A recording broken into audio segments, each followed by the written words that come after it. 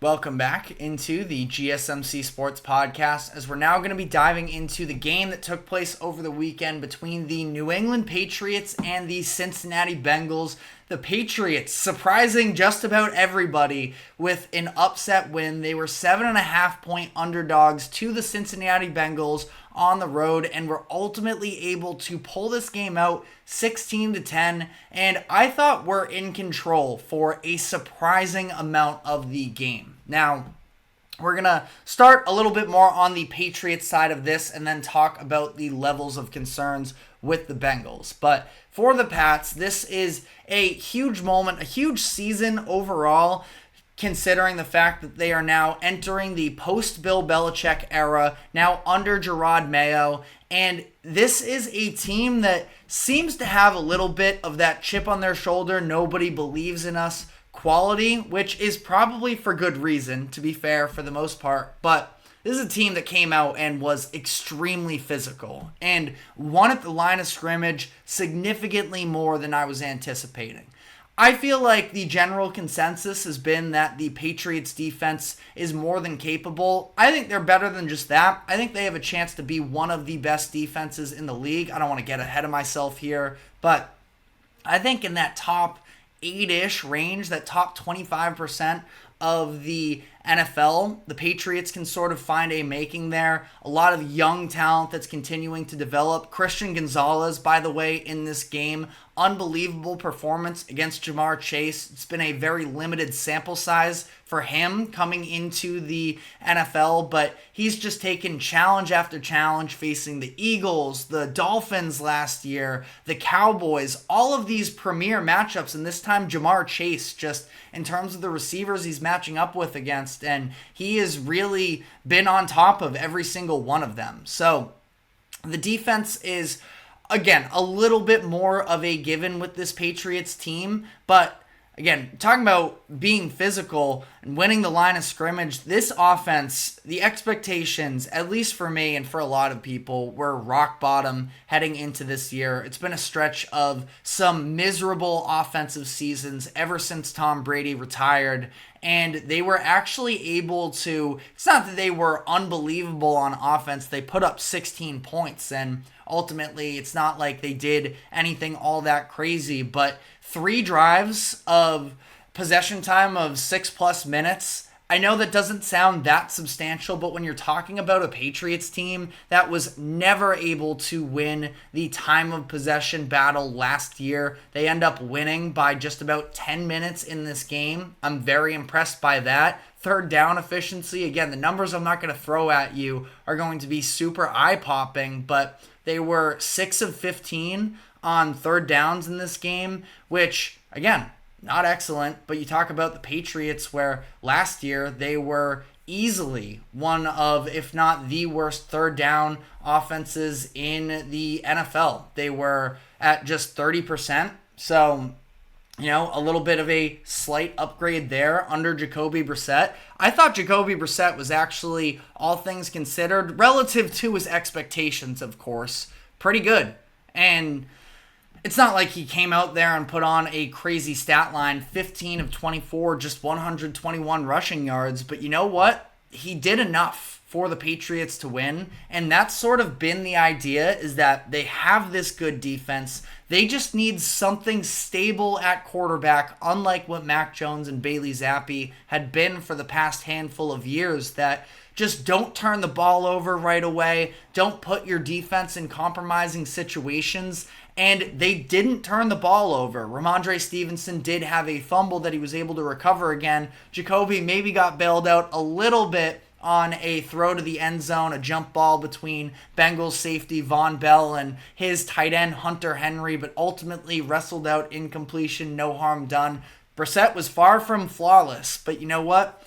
For considering the fact that, in the offensive line, I briefly mentioned it there, they were fine. I wouldn't say they were great, but they were good enough. And good enough is kind of the theme that came out of the Patriots, is that it's just about building the vision and what is it going to take for this team to win. They just have to kind of not be a disaster on the offensive side of the ball. And their defense should be good enough that they can keep them competitive in games. The Patriots were able to jump out to a lead. We're up 13-0. Their offense, yes, got a little bit stagnant in the second half, but ultimately they were able to just sort of hold on, keep Joe Burrow off of the field more times than not. And Burrow, I do want to, again, I'm going to save the Burrow stuff for a little bit because I feel like NFL fans are getting a little bit ahead of themselves in terms of this Joe Burrow slander. But I think that ultimately, again, they just sort of controlled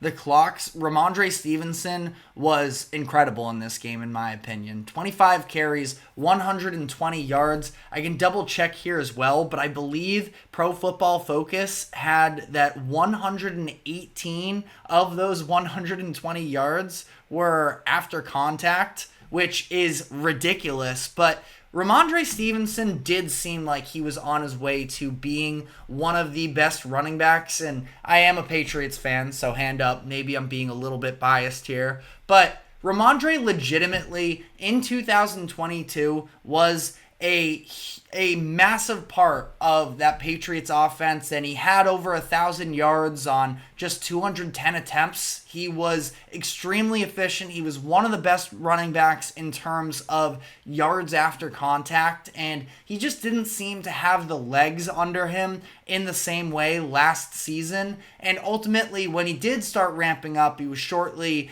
injured for the rest of the season following that. So really didn't get the same experience last year, but I thought that Ramondre was incredible for them in this game, just sort of keeping those legs churning. The final first down that he picked up to seal the game was a prime example of that. Hit about 3 yards short of that first down line and just kept moving to be able to pick up the first down and have the Patriots be able to ice the game and just kneel it out. Sort of a concept that has been so foreign to the Patriots in years past of having the capability of actually just milking out the clock when you get the ball. It was a decision for sure when the Bengals decided to punt with a few minutes left in that game. At that point, there were just over 2.5 minutes or so when they decided to punt back to the Patriots. The idea was they have 3 timeouts and the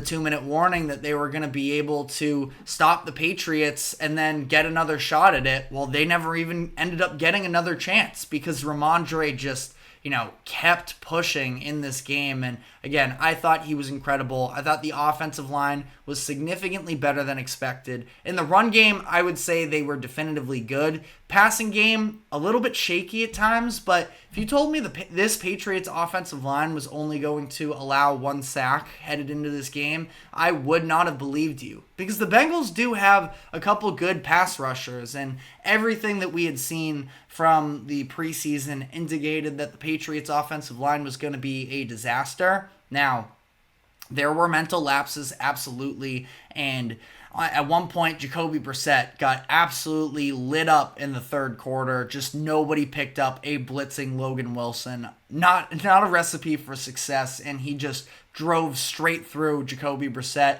He came up wincing, but it was ultimately able to come back. And again, Brissett, I think that he just did a really good job of understanding, and the Patriots' offensive game plan as well, of understanding that you're not going to be able to just sit back in the pocket and have all the time in the world. It is making quick decisions. It's making the right decisions. And how about Jacoby Brissett showing off a little bit of the mobility and stuff? Like, he was able to actually make plays with his legs, a couple times bouncing off defenders, picking up a few first downs with his legs. Also had an excellent throw in the first half, just standing. It was a 3rd and long, standing in, knowing the pressure was coming, just delivering the throw to Demario Douglas.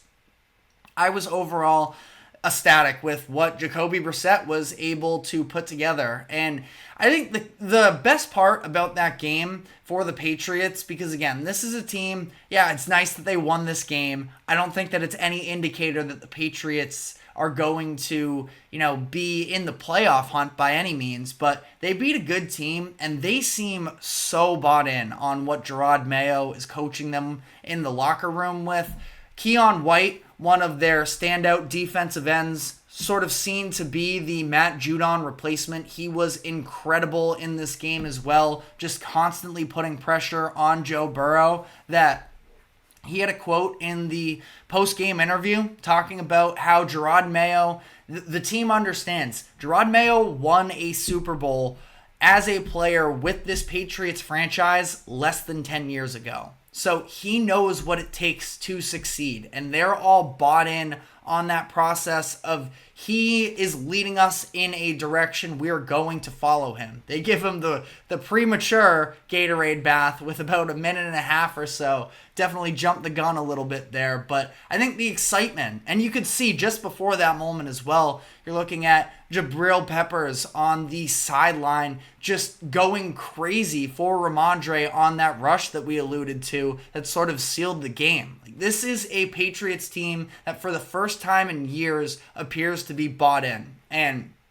I'm not going to go the route of putting down somebody else to uplift the new, but the Patriots were not bought in on the end of that Bill Belichick era in terms of the excitement level of playing for him in relation to playing for Jerod Mayo at this point. And I'm so happy for Mayo. I'm hoping for the best for him. I think that he has a lot of potential to be sort of similar-esque to DeMeco Ryans and what he did for that Texans franchise last year. A lot of similarities, played linebacker both during the same era there in those 2010s with the same organization. The difference is Jerod Mayo also did have the benefit of playing and coaching under one of, if not the greatest head coach in NFL history in Bill Belichick. So I think that schematically as well, Mayo will have to see, absolutely, but I think that he has a lot to offer in terms of being a strategist on that defensive side of the ball. Now, there's a ton more that goes into it. The Bengals also shot themselves in the foot, I felt like, on a number of instances, whether it be Gesicki not holding on to the touchdown pass in the back of the end zone, and then Tanner Hudson fumbling at the 1 yard line. An incredible play by Kyle Duggar there to force that. Bengals fumble a punt as well that basically gift the Patriots a free 3 points. So the Bengals did a lot of it to themselves in this game, but the Patriots should be very proud of what they were able to put out on the field in this game. But that does take me to the other side of this was a messy game for the Cincinnati Bengals, and this is a team that I have had / I'm going to stand by my take that they should be a playoff team this upcoming season, but that's a rough way to start there. And so I want to dive into what the concern level is for the Bengals following this massive upset loss. So we will dive into that. Before we do so, we have to take a final break here. Do not go anywhere. We will be right back.